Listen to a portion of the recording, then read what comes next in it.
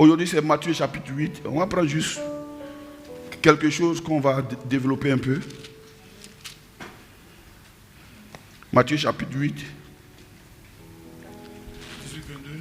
14 à 22, c'est ça, non? Oui, oui.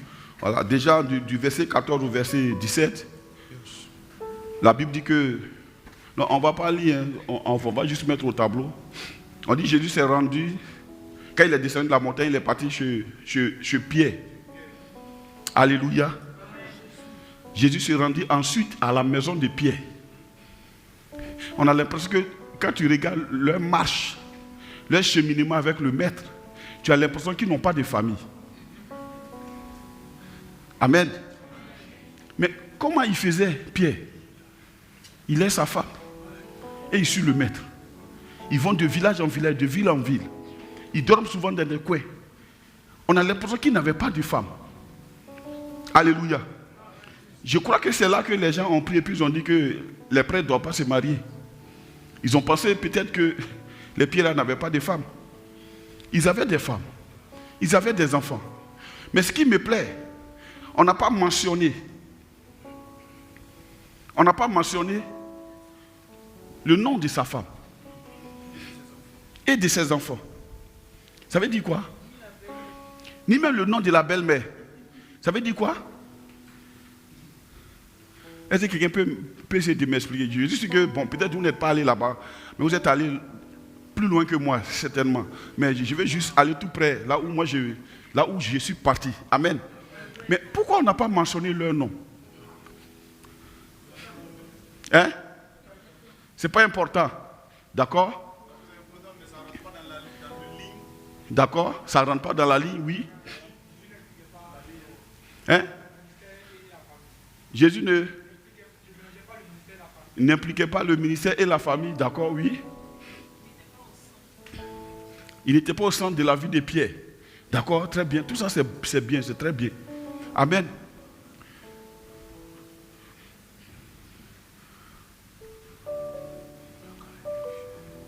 Mais même si Jésus l'avait fait, oui. Oui. Très bien. Mais même si Jésus avait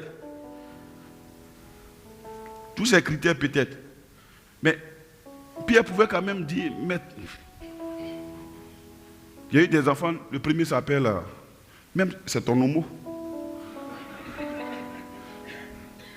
Amen. Mais pourquoi? Parce que pour Pierre, lui-même il n'existait plus. Parce qu'en réalité, Jésus a été clair avec eux. Celui qui veut me suivre, qui renonce à lui-même. Ah oui.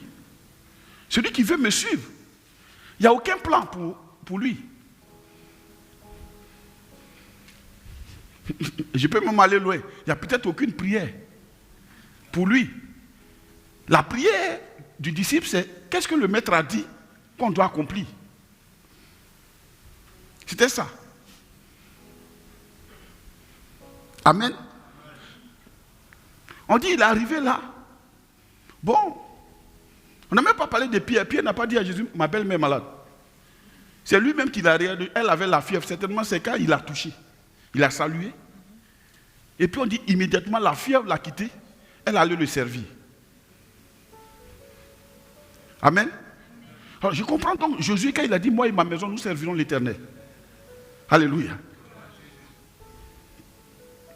Ça parle aussi, non pas de...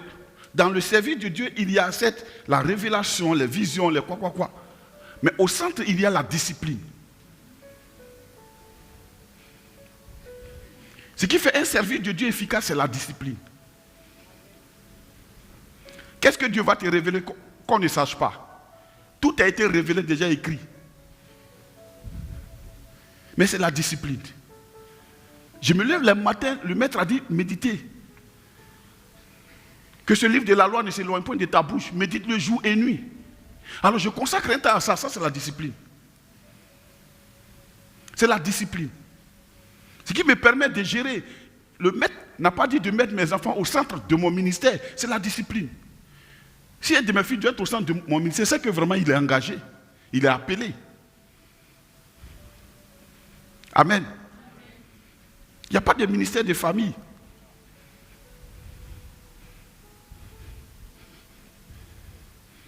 Alléluia. Donc Pierre était crucifié.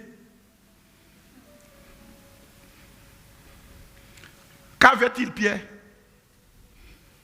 Qu'avait-il? Pierre avait Jésus. Qu'avons-nous? Je ne crois pas. Je crois qu'on a beaucoup de choses. Et en plus, on a Jésus. C'est ça qui fait la différence, les Pierre, les apôtres et nous. Qu'avons-nous? Nous avons des choses. Des choses qui nous appartiennent en propre. Et puis maintenant, nous avons en plus Jésus. Et il quitte chez Pierre. Oh Jésus. Jésus. On dit le soir, on amena auprès de Jésus plusieurs démoniaques. Il chassa les esprits par sa parole. Et il guérit tous les malades. Alors comment il a fait? Il a chassé les esprits par quoi? Par sa parole. Ça veut dire, il a fait quoi? Il a parlé. Il n'a pas répété une parole de Dieu, il a parlé. Il a parlé et les esprits sont partis. Out! Ils sont partis. Il a parlé. Il n'a pas sauté, il a parlé. Il a parlé. Puissions-nous parler. Mais pour parler, il faut descendre de la montagne comme lui.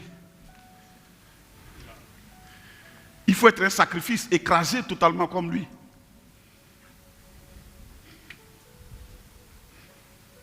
Amen. La Bible dit, il a fait quoi encore? Et il guérit tous les malades. Afin que quoi? Afin que ça accomplisse ce qui avait été annoncé par Ésaü, le prophète. Qu'est-ce que cela nous inspire alors? Pour aller dans le sens de la prière, on s'en va prier pour que ce qui a été annoncé, que nous allons faire dans notre temps, s'accomplisse. Est-ce que vous me suivez? En fait, nous prions pour que les besoins de Dieu, les besoins de Dieu s'accomplissent. Le désir de Dieu s'accomplit. Donc quand Jésus a dit que ta volonté soit faite, il a dit que ton désir soit accompli sur la terre. Nous prions pour cela. En dehors de cela, nous nous ennuyons. Oh, qu'est-ce que nous prions pour nous-mêmes? Quand nous commençons toujours par mon. Nous avons tellement de choses. Celui qui prie n'a rien. Dieu a tout. Qu'as-tu? C'est là le problème. Qu'est-ce qui t'appartient? C'est là le problème. Qu'as-tu?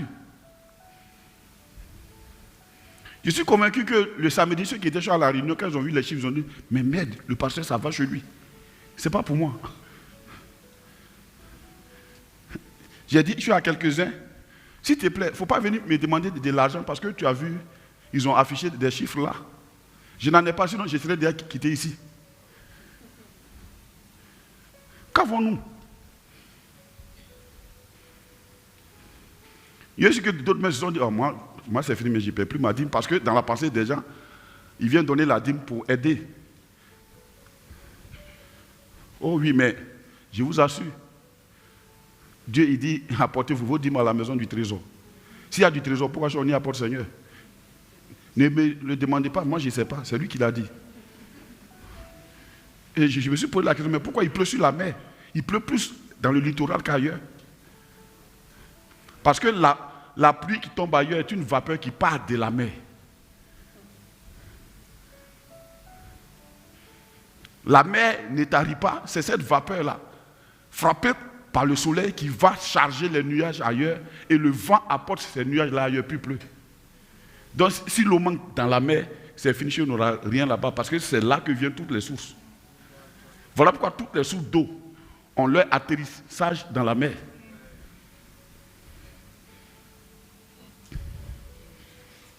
Empêcher qu'il pleuve dans la mer, c'est s'assécher soi-même. Quel dit m'as-tu retenu? En voilà. Tu t'assécheras demain. Amen. C'est une parenthèse. Alléluia.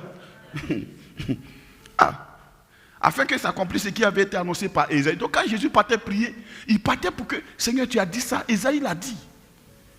Alors il faut que ce soit il y ait des miracles.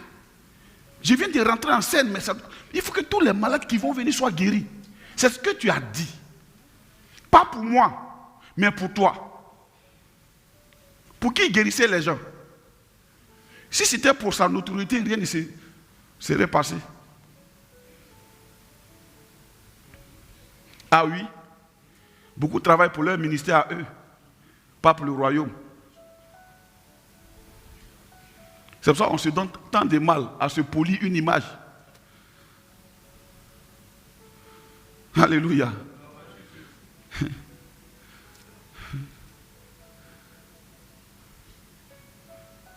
Il a guéri tous les malades. Mais pourquoi? Pourquoi on le connaisse? Non. Pour que ce que le prophète a dit s'accomplisse. Alors, vous ne voyez pas qu'il y a beaucoup de prophètes, il y a beaucoup de paroles des prophètes qui sont restés dans les airs. Captons-les pour pouvoir prier avec. Dieu a dit quoi? Dans les derniers jours, je répandrai de mon esprit sur toute chair. Vos fils et vos filles prophétiseront. Vos jeunes gens auront des visions. Où sont les visions? Pourquoi Emmanuel n'a pas de vision? Pourquoi Joël n'a pas de vision? Pourquoi nos jeunes gens n'ont pas de vision? La Bible dit, même Dieu va parler aux gens par ceux qui sont à la mamelle. Pourquoi nos bébés ne parlent pas en langue? C'est la prière. Amen. C'est la prière. Mais je me comprends et je te comprends. Pourquoi est-ce qu'on ne prie pas? Je vais vous expliquer ça ce soir. Luc 11. Vous savez, la prière, c'est la seule chose qui ennuie les gens. Pourquoi? On va savoir ça. Luc 11, verset 1.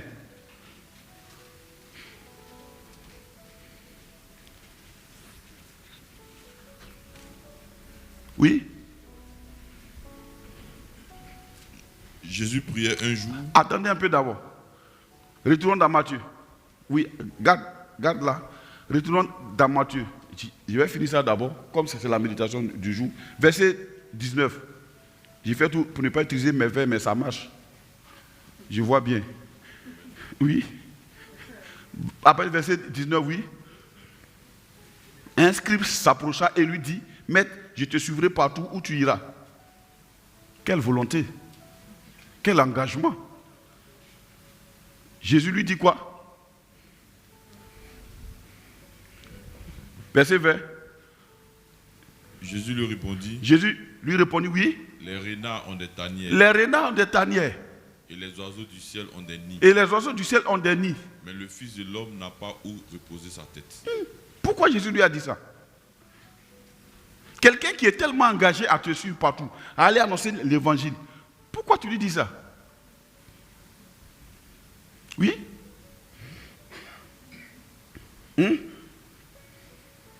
Oui. Il veut le décourager. Jésus cherche des ouvriers. Ah. Il est trop choco. Ah bon, hein? Mais Jésus même déverse choco. Voilà pourquoi le gars lui a dit ça, certainement. Oui? Ses intentions, c'était quoi?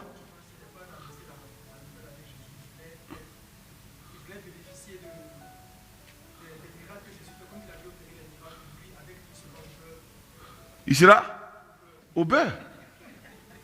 Regardez la réponse de Jésus, oui. D'accord, mais là on est en train de réfléchir. Regardons la réponse de Jésus. Il dit quoi? Les renards ont des tanières. Les renards ont des tanières. Et les oiseaux du ciel ont des nids. Et les oiseaux du ciel ont des nids. Mais le Fils de l'homme n'a pas où reposer sa tête. Le Fils de l'homme n'a pas. C'est-à-dire que ce scribe, il pensait que Jésus venait d'un hôtel 5 étoiles. Quand il voyait tous les miracles qui se passaient, oh, il venait de la montagne. Jésus est en train de dire, tu penses que moi je dors dans les maisons du pays? C'est pour ça que tu veux me suivre, tu veux manger dans les grands hôtels avec moi. Mes cheveux sont bien peignés. Mon habit est lavé par le ciel parce que je connais souvent la transfiguration. Donc, ce que tu vois là n'a pas d'habitation sur la terre. Je viens du ciel. C'était ça sa motivation. Une bonne habitation. Mais voilà quelqu'un, c'est sûr que quand on va le suivre, regarde les miracles. On va avoir des maisons. Alors quelle est notre motivation? Ce que j'ai compris avec Dieu, c'est que quand tu auras, tu chercheras toujours à avoir. Rassure-toi.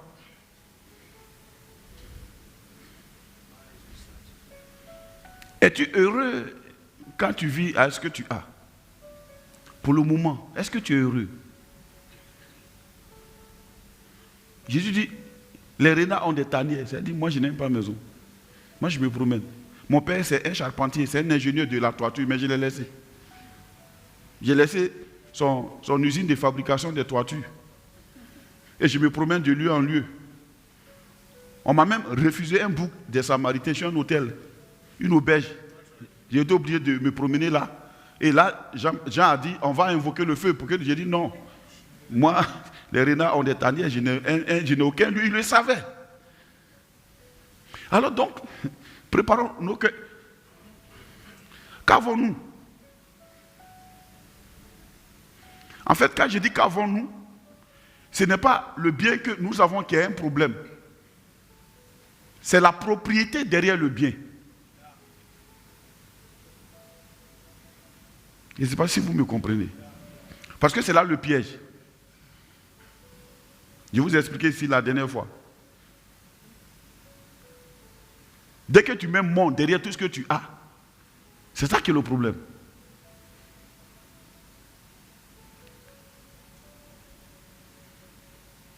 Jésus a, moi je n'en ai pas. Dieu a. Puisque moi-même j'appartiens à Dieu, tout ce qui est à moi est à Dieu, ce n'est pas à moi. Jésus dit quoi? Tout ce que tu m'as donné, ils étaient à toi et tu me les as donnés. Donc ils t'appartiennent encore. Alors qu'avons-nous? Est-ce que ce n'est pas parce que tu as ça que tu es en train de lutter là avec Dim? Ou bien quand tu vois un chiffre comme ça, tu dis, mais merde, les salauds ils m'ont eu. C'est pour ça que moi je n'aimais pas faire ce genre de réunion. Il y a des gens qui quittent là et qui sont contents. Waouh, on évolue. Donc dans le début, où on est là? Mais viens là vraiment. Ils sont assis, les salauds. On n'est pas assis là. Mais la preuve, on dort ici. On dort ici, frère.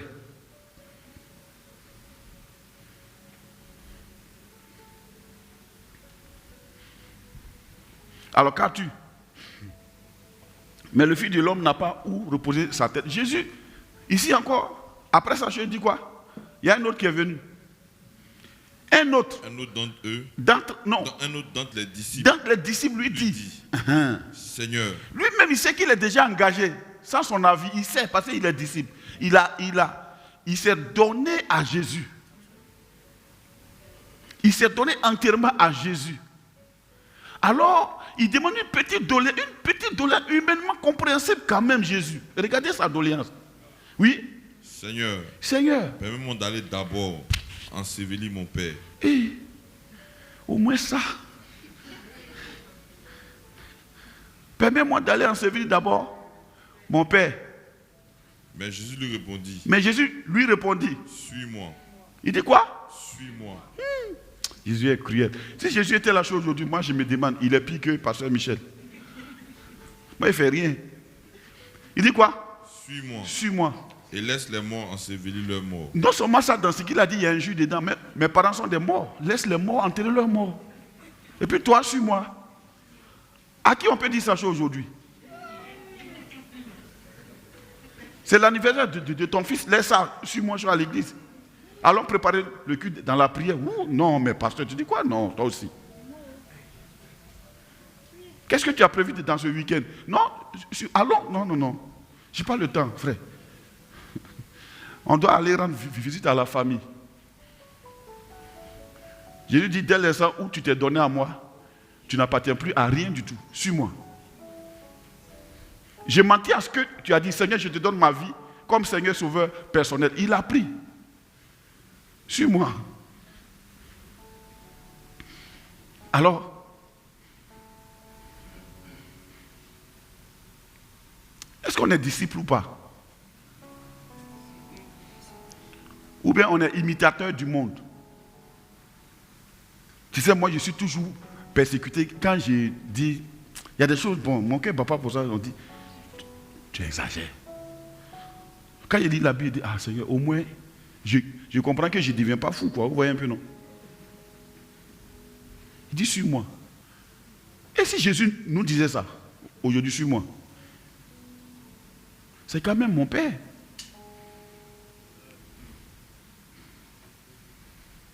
Non seulement toi-même, tu ne vas pas venir au funérailles. Et puis tu ne me laisses pas l'enterrer. Ah, si ton papa est mort, moi je ne suis pas parti. Mon vieux.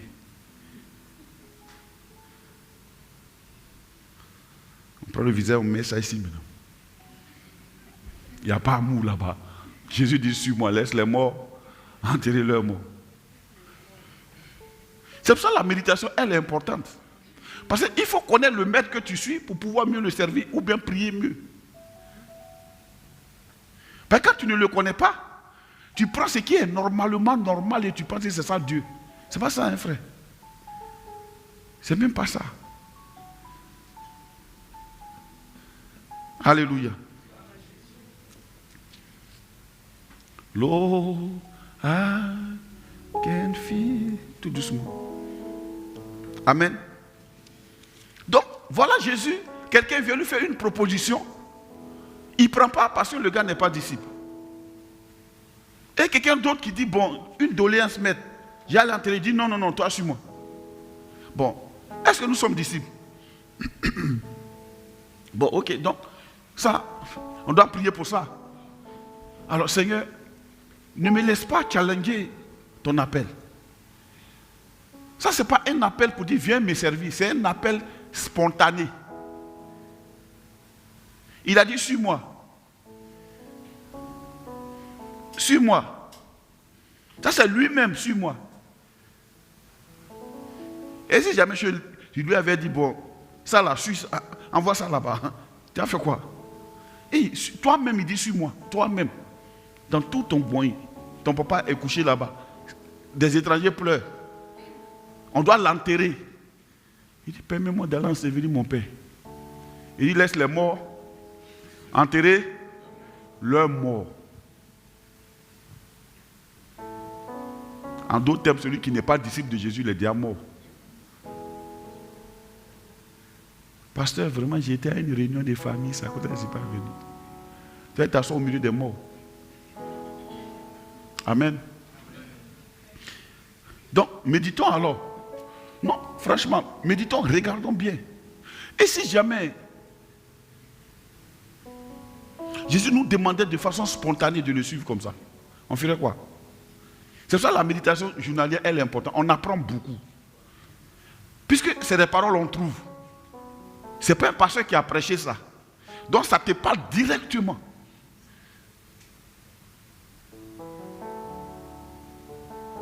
Alléluia. Oui, mais quand je dis ça te parle, je vais dire moi. Je veux dire que quand tu finis de méditer ça, tu ne demandes plus l'autorisation à quelqu'un de dire viens prier, vous avez tel jour de prière, ou vous avez tel truc à faire. Tu dis vous venez prier tel jour. Voilà. En fait, ça c'est très bien dit. J'aime Jésus parce que lui, d'abord au début, je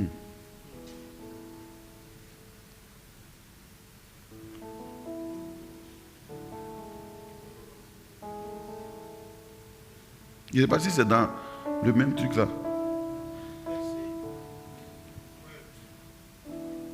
Il y a un coin là-bas où il a dit passons de l'autre bord. Hein, c'était quoi? C'était pour hier, non? Voilà. En fait, hier, quand j'ai médité, mais c'est pour aujourd'hui. Verset 18, voilà. Jésus voit une grande foule autour de lui, donnant l'ordre de passer sur l'autre bord. Jésus n'avait pas les formules de politesse. S'il te plaît, tu peux venir. C'est instruction, il donne.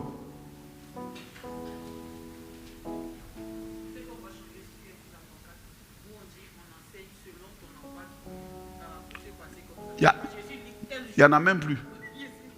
Tu sais ce que Dieu fait là, il n'y en a même plus. La pancarte n'est même pas là. On a mis juste mission évangélique assemblée des 5 points. Il n'y en a même plus. Il donne des instructions, il dit, passez de l'autre bord. Ou bien je dis, allez-y m'acheter tant. Pourquoi les choses ne marchent pas? Parce que les leaders veulent essayer de plaire tellement aux gens qu'ils ont oublié de négocier. Si tu es disciple, on ne doit pas négocier avec toi, on doit te donner des instructions. Bon, moi je me parle à moi. Hein. Je me dis que mon père n'a pas besoin de m'appeler pour dire, Michel, est-ce que tu peux venir? Donc quand il me dit, est-ce que tu peux venir, même moi j'entends, viens. Je me lève et je m'en vais. Je ne peux pas dire, ben vraiment, le vieux aujourd'hui là, sûrement. Aujourd'hui, samedi, j'ai des réceptions, mais bon. J'arrive. Jésus, il avait son langage. Et son langage, c'est pour ça qu'avec les démons, il parlait aussi comme ça. Parce que c'est le langage du ciel. Là-bas, on dit que ta volonté soit faite sur la terre, comme elle est faite au ciel. Ça veut dire qu'au ciel, il n'y a pas de formule de politesse.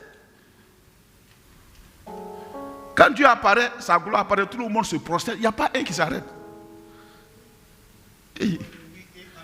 Là-bas, c'est oui et amen.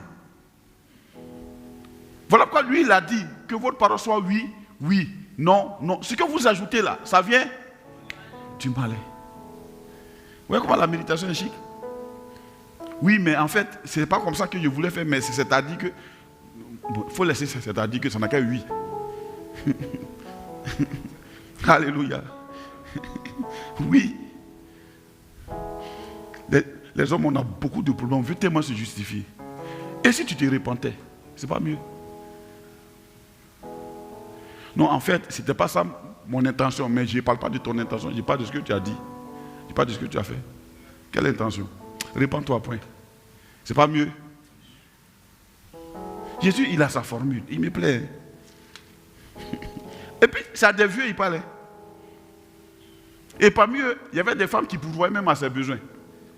Les jeunes femmes de Chouza, tout cela. Passer de l'autre bord. Et on vit à peine de faire quelque chose. On ne peut pas. Il n'y a pas de repos.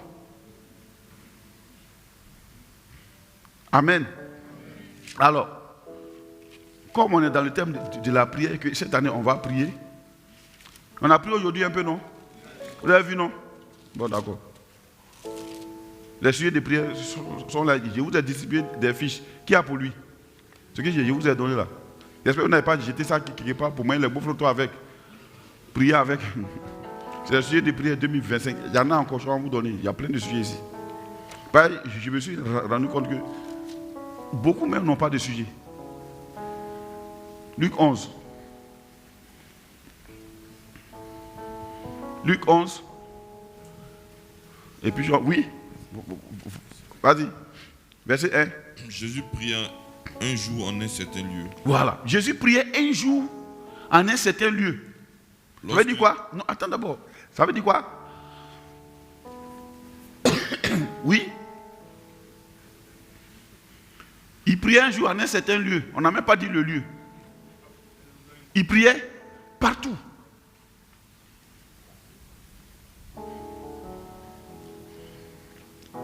Il est dans le baka, il en priait. Il est dans la voiture en train de conduire, il en priait. En un certain lieu. Amen. Après, lorsqu'il eut achevé, oui, un de ses disciples lui dit. Ça veut dire que Jésus n'avait pas d'excuses pour ne pas prier.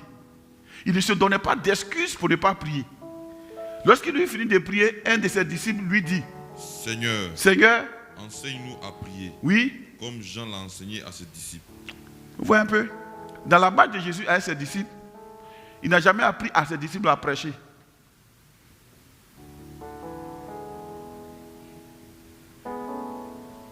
Never. Il n'a jamais appris à ses disciples à chasser les démons. Il n'a jamais appris à ses disciples à parler en public. Il a dit, quand il a chassé le démon, eux ils ont vu, ils sont allés répéter ça, ça a marché. Quand il prêche, ils ont vu, ils ont prêché. Ils avaient le même thème. Le royaume des cieux est là. Répentez-vous, point. C'était leur message. Il n'y avait pas les 10 pas pour aller ici, les 45 pas pour aller. Le royaume des cieux est disponible. C'est ce qu'ils ont dit. Et ça a marché. Mais la prière, ils ont essayé. Ça n'a pas marché. Ça veut dire que la prière est la chose la plus difficile. Prêcher, ce n'est pas ministère. Prier est plus difficile. Mais un groupe de personnes, pour dire, des gens qu'on nomme intercesseurs, ils ne devaient pas avoir d'intercesseurs. Où on a appris ça? On dit intercéder. On n'a pas dit nommer un groupe d'intercesseurs. Comme aujourd'hui, on fait équipe de louange. C'est-à-dire, eux, ils louent pour nous. On est tous des adorateurs. Pendant que la personne chante, toi, tu fais quoi? Tu l'admires. Toi, tu fais quoi? Tu n'adores pas aussi, tu l'admires. Donc, quand elle dégamme, tu sais bien qu'elle a dégammé. Sinon, comment tu fais pour savoir que la personne a dégammé? C'est que toi, tu ne chantais pas aussi. Comment tu fais pour savoir que la personne pleure? Tu as vu ses larmes. La personne elle-même qui pleure, c'est même pas qu'elle pleure. Toi, tu as su qu'elle pleure. Tu regardais et ses cheveux et ses joues. Tu faisais quoi? Tu admirais. Nos églises sont devenues des centres de concert où on nous fait danser. Ce n'est pas de la louange, ce n'est ni l'adoration. On dit on va avoir un moment d'adoration. La jeunesse veut un moment d'adoration. D'où ça vient ça? Amen. Donc la prière, c'est la chose la plus difficile. Amen. Est-ce qu'on se comprend? Qui doit prier? Qui peut prier? Je ne sais pas pourquoi mes disciples n'ont pas mis mon tableau. Quand moi j'enseigne, j'aime toujours écrire, même si c'est pour griffonner, ça m'inspire. La prochaine fois, mettez le tableau. Qui doit prier? Oui? Le tableau est gâté. Achetez un nouveau. Il donne l'instruction. Demain, je vais voir un nouveau tableau. Amen? Oui, oui. Un tableau un peu plus grand, joli, bien. Amen. On continue. Donc, qui doit prier? Les disciples. Qui est le disciple? Qui peut prier? Ah bon, tout le monde, d'accord, je suis d'accord avec vous. Mais tout le monde là, doit être disciple, non? Le disciple c'est qui? Tout le monde. D'accord. En fait, le disciple, celui qui doit prier là, il doit être un sacrifice.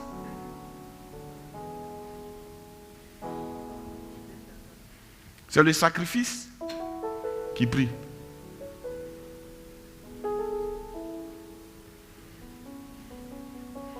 Le sacrifié n'a aucune volonté. Il n'a de volonté que... C'est un holocauste. Il s'est donné entièrement. Il n'a rien en réserve. Pour aller prier, il faut d'abord ne rien avoir en réserve. Frère, il a dit que ta volonté soit faite. Ça veut dire moi, je suis mort. Qu'ai-je?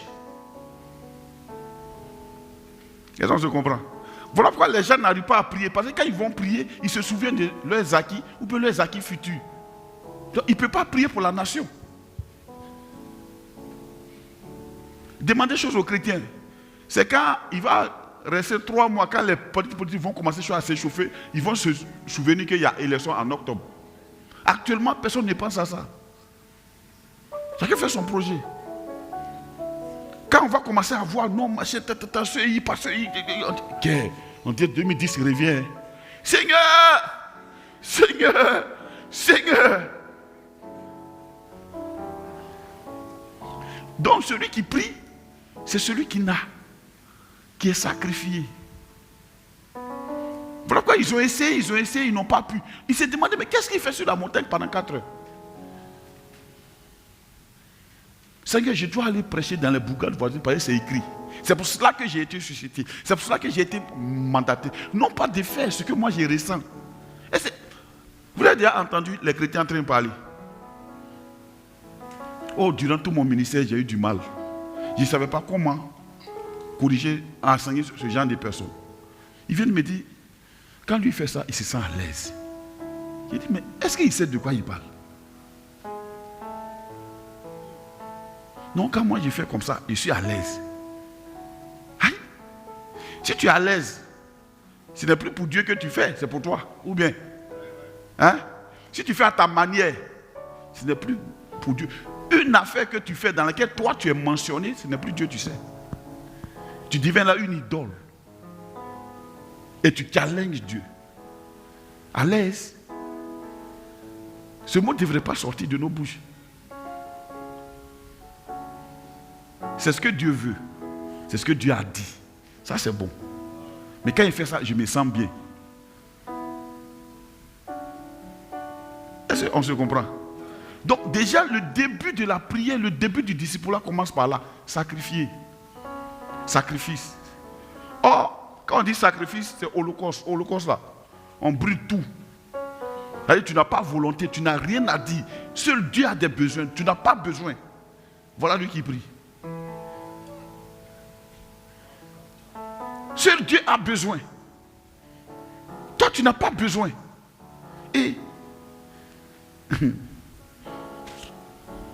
ne me méprenez pas. Hein? Est-ce que quelqu'un me comprend?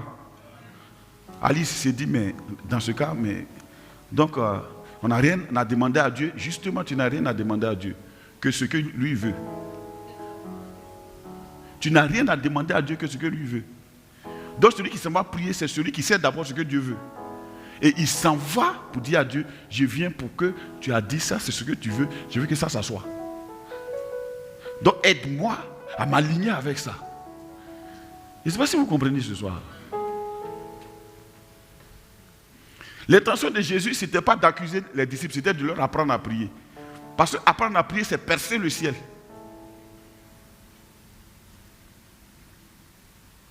Voilà pourquoi Jésus a dit, il est difficile à un riche. Et devant là-bas, il dit, celui qui n'est pas riche pour Dieu. Vous voyez la différence? Il n'a pas dit, elle est riche. Il dit, il faut que, si tu es riche, tu dois être riche pour Dieu. Je ne sais pas si vous comprenez.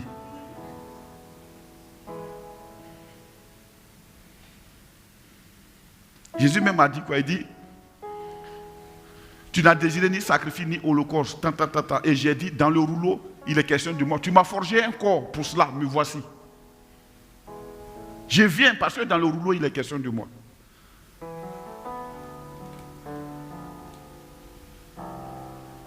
Oh. Vous voyez que c'est difficile, non? Prier est difficile. Même dans l'exercice, vous avez essayé, vous avez passé combien de temps à prier? Je sais qu'au bout de 15 minutes, tu es fatigué. Parce que tu connais déjà toi ton besoin. Tu vas plaider, Seigneur, vraiment. Je vois ma fille, ça rentrer de... Oh Seigneur, cette année, il faut qu'il me marie. Oh. Amen. Ou bien. Mais ce n'est pas mauvais. Mais, excusez-moi, ça dénote qu'on doit apprendre à prier. Et là, ce que Jésus dit, il dit, votre Père Céleste sait ce dont vous avez besoin. Aïe. Mais est-ce que vous savez ce dont lui il a besoin?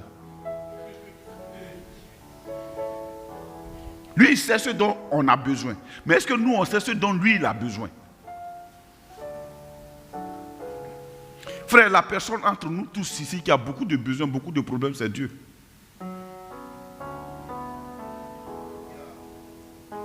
Il a été réfléchi comment il fait pour que le président accepte l'évangile.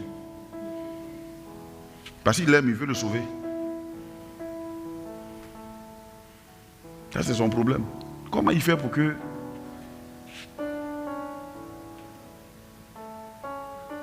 les braqueurs là, ils essaient de braquer qu'ils viennent à la vérité. Comment il fait pour que ton patron que tu détestes tant, parce qu'il te refuse une promotion, accepte l'évangile, essaie de coucher avec les femmes des gens? Comment? Dieu a des problèmes. Donc il dit quoi? Il dit, je cherche un homme. Esaïe dit, me voici. Envoie-moi, il dit, ah bon, d'accord, ok. Envoie-moi, veux dire, je suis un sacrifice.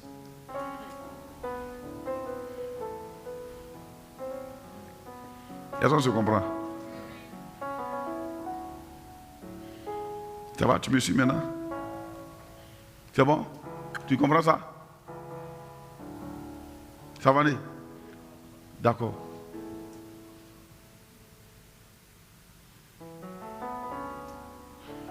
Pour ne pas aller trop loin. Et si jamais tu devais fléchir pour la personne qui est juste à côté de toi pour qu'elle change. Est-ce qu'on ne transfère pas souvent même nos sujets de prière sur à d'autres?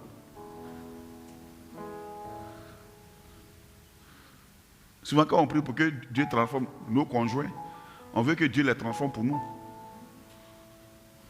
Aussi longtemps que tu pries comme ça, Dieu ne va pas le transformer, ou bien Dieu ne va pas la transformer. Dieu veut que la personne soit transformée pour lui, Dieu, pas pour toi. Dès que tu penses comme ça, si tu es une femme, tu deviens Jézabel. Tu le veux pour toi. Il n'a qu'à faire ta volonté. Non. Dieu doit les changer pour lui. Il doit te changer pour lui. Est-ce qu'on se comprend? Donc si j'extrapole, pourquoi Dieu doit bénir ton entreprise pour lui?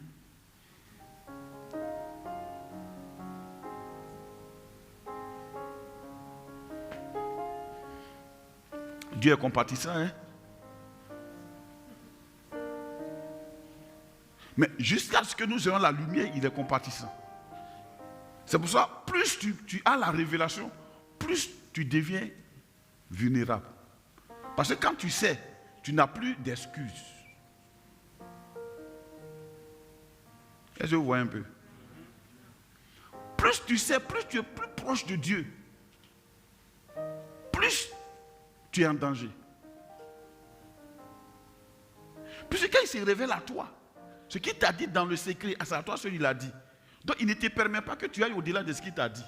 Dès que tu fais un problème comme Moïse est resté dans le désert, il ne parlait pas à Moïse comme il parlait à Myriam. Mais quand il a dit à Moïse, parle au rocher la première fois. Deuxième fois, il dit, parle au rocher. Moïse allait frapper le rocher. Il dit aujourd'hui même. Allez, monte. Il t'a resté ici aujourd'hui. Et puis il n'a même pas permis qu'une seule personne même l'enterre. Il dit, prends Josué, il va te remplacer. Pourquoi? Moïse savait trop de lui pour qu'il se permette ça. La Bible, celui qui augmente sa connaissance, augmente sa douleur. Plus tu sais de Dieu, plus dangereux, plus en danger tu es.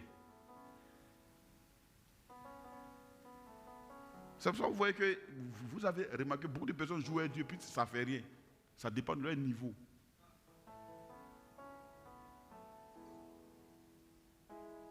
Amen. Sinon, quand tu arrives à un certain niveau, il y a des petites choses, tu ne dors pas. Tu ne dors pas. Tu ne dors pas. Il va te dire, hey, je ne veux pas que tu fasses ça. Je ne veux pas. Je te dis non. Et puis tu es troublé comme si tu as tué quelqu'un alors que tu n'as rien fait. Tu cherches même un péché que tu n'as pas fait. Tu confesses ça, il n'y a rien. Il dit, c'est ça là que je ne veux pas que tu te comportes comme ça. Do you understand?